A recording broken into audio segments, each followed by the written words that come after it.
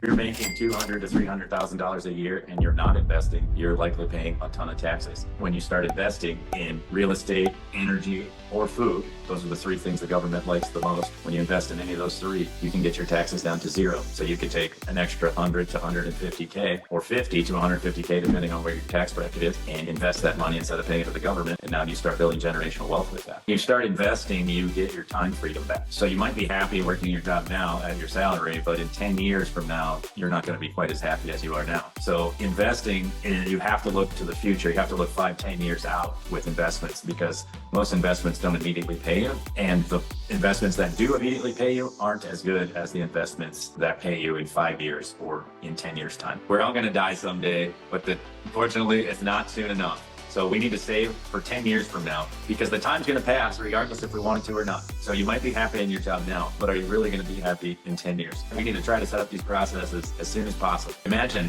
10 years from now, you've got a full stream of income that replaces your job. What does that look like to you? What does that allow you to do? How does your family see you? How do your children see you? You're going to be able to spend more time with your family. You're going to be able to spend more time playing with your children. And those days go by the fastest.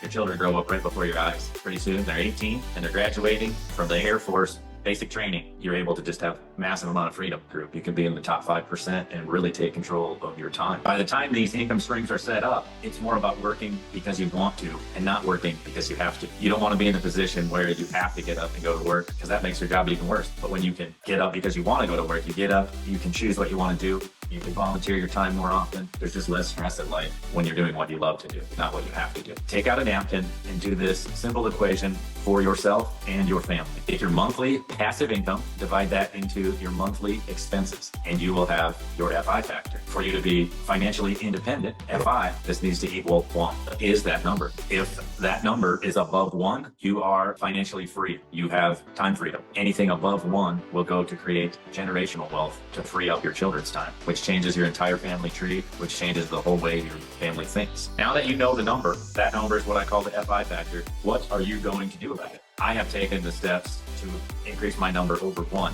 Here's how I've done it with real estate. Every single year, I take a portion of my investable capital, most of it actually, and invest in real estate that cash flows so that I give myself a raise every year. That raise also gets poured right back into more real estate equity, which gives me another raise. Now you have multiple streams of income coming in. That's what I call the snowball effect. With the snowball effect, your income builds larger and your FI factor increases faster. To anyone that is serious about improving their FI factor, I challenge you to reach out, give me a call. Let's chat about increasing your FI factor. You have to take the first step. Reach out to me. Let's set up a time to chat, and I can go over all the investment scenarios and how I can help you to improve your FI factor so it's above 1.